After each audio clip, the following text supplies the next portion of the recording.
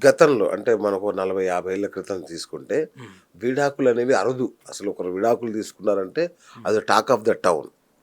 ఇప్పుడు కలిసి ఉంటున్నారంటే talk of the town అయింది కాలం. హ్మ్. యెస్. యెస్. కరెక్ట్. ఓకే. మరి అవే గ్రహాలు, అవే మనుషులు గదా! హ్మ్. సో, అప్పుడు లేని విడాకులు ఇప్పుడు హ్మ్. కుటుంబ కలహాలు నెలలో విడిపోతున్నారు. హ్మ్.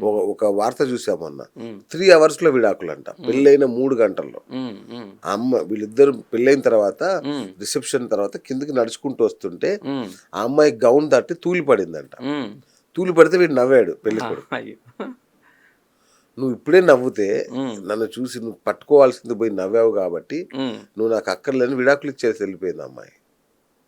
ఇది కాలం. హ్మ్. ఇది ఏంటి మార్పు మరి? మీరు అడిగిన ప్రశ్నలో పూర్వం ఎందుకు మేమేమన్నా పెళ్ళిళ్ళన్నీ గూడా జాతకాలు చూపించి మరీ చేసుకున్నామా?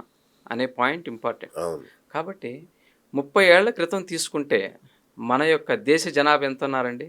ఓ 30, 40 కోట్లుండుంటారు. అంతేగా? అవును. కాబట్టి మీరు బాగా గమనిస్తే ఈ సృష్టి అంతా గూడా భగవంతుడి యొక్క ఆధీనంలో నడుస్తుంది. అవును. కాబట్టి ఏ టైంకి ఎవరిని పుట్టించాలి?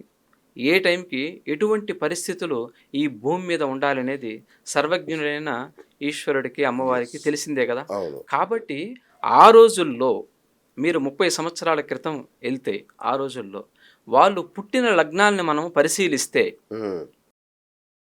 చాలా వరకు, చాలా వరకు సప్తమ స్థానాల్లో ఇబ్బందులు లేకుండా పుట్టిన లగ్నాల్లోనే ఉన్నారు. హ్మ్. కాబట్టి వాళ్ళ మీద గ్రహస్థితి 100% పనిచేస్తుంది. ఓకే.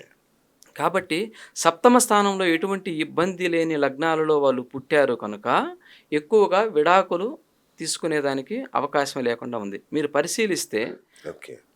పరిశీలిస్తే 100% మీకు ఈ విషయం బోధపడుతుంది. ఓకే. కాబట్టి ఈరోజు జననం ఏ విధంగా ఉందండి? సెకనుకొకరు పుడుతున్నారు. అవును. 24 గంటలు పుడుతున్నారు.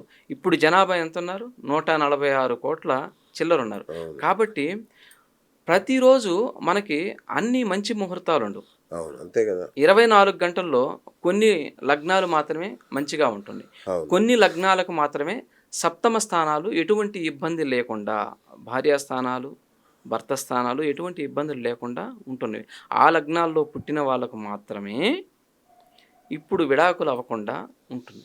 కాబట్టి ఓకే. పూర్వం ఈ పరిస్థితి లేదు. ఇప్పుడు 24 గంటల్లో సెకనుకొకరు పుట్టడం చేత గ్రహస్థితి ఆ విధంగా ఉంది.